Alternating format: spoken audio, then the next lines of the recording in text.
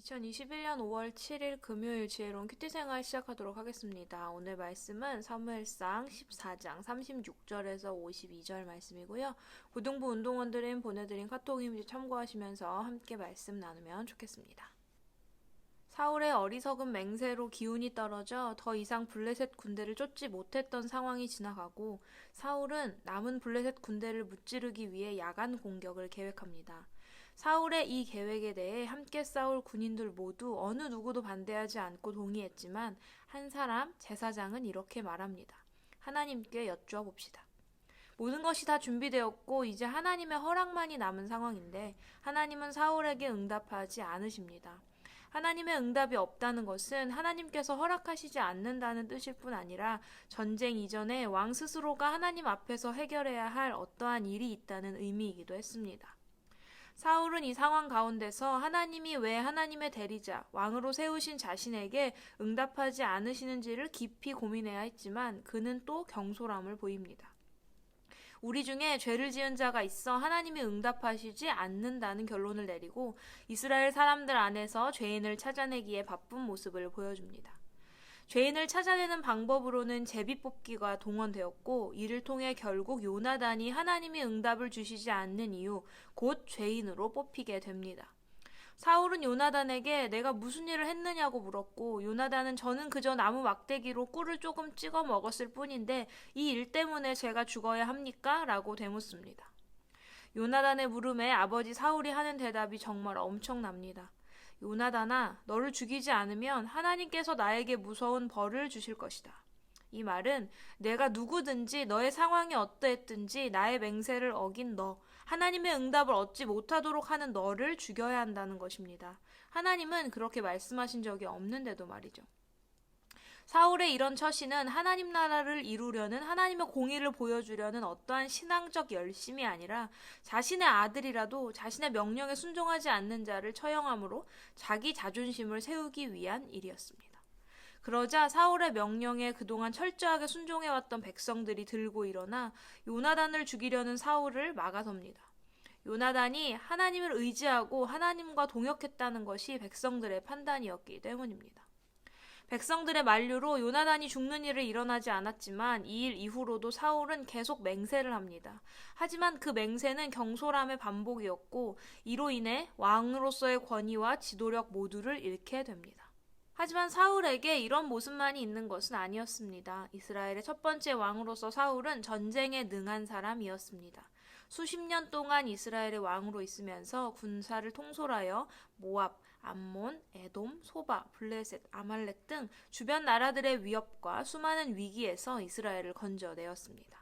이런 면을 보면 사울은 왕으로 세워진 목적, 즉 이스라엘 백성들이 원했던 인간 왕의 할 일, 자신들을 주변 나라의 위협으로부터 보호해주는 일을 충실하게 감당했다고 볼 수 있습니다. 하지만 하나님의 대리자로서는 합당하지 않은 부족함이 여실히 드러나는 왕이었음도 알 수 있습니다.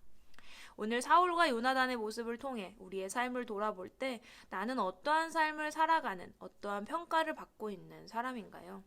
오늘 말씀을 통해 알 수 있듯이 우리에게 필요한 평가는 세상이 보기에는 어리석고 미련하지만 하나님이 보시기에 선하고 지혜로운 것입니다.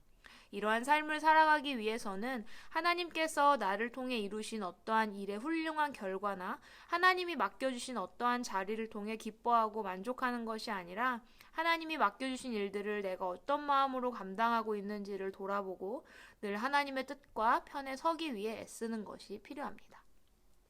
또한 어렵고 힘든 상황이 일어날 때 내 뜻대로 어떠한 일들이 진행되지 않을 때 다른 누군가의 모습을 탓하고 그 사람 때문이라고 말하기 이전에 하나님께 겸손히 엎드려 이 일에 대한 하나님의 뜻을 구하고 나의 모습을 돌아보고 회개하는 것이 필요합니다. 사울의 맹세가 힘이 없었던 원인은 무엇이었나요? 하나님 나라의 왕으로서 이스라엘을 향한 하나님의 다스림을 대신하는 자임을 내세우기 이전에 하나님의 백성으로서 알고 지켜야 할 자신의 자격과 할 일을 잃어버렸기 때문이었습니다. 하나님을 온전히 알고 하나님을 내 삶의 기준으로 삼으며 하나님의 일하심과 역사를 믿음으로 기다리기보다는 자신의 지위에 대한 자존심을 지키기 위해 급급한 모습을 보여주었습니다. 오늘 사울과 같은 이런 모습이 나에게는 없다고 자신할 수 있나요?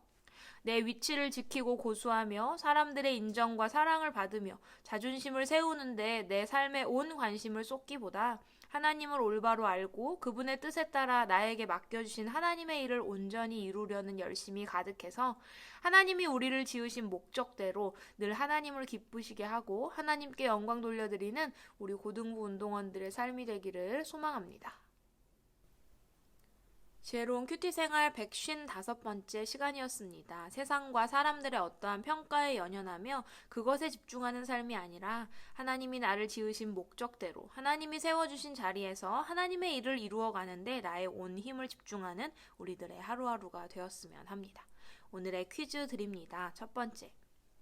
자신의 기도에 하나님이 응답하지 않으시자 사울은 어떤 행동을 취했나요? 두 번째. 사울이 아들인 요나단까지도 죽이려고 하는 이유는 무엇이었나요?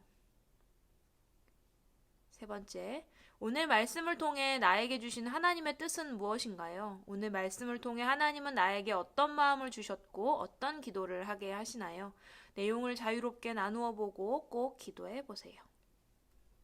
오늘까지 5월, 6월 큐티책 신청을 받습니다. 필요하신 분들은 제 개인톡으로 신청해 주시면 되겠고요. 내일 토요일 저녁 8시 줌으로 온 오프라인 기도회가 진행됩니다. 시험 기간도 끝났으니 많은 참여 부탁드립니다. 우리는 다음 주에도 지혜로운 큐티 생활로 하나님 말씀 나누도록 하겠습니다. 샬롬.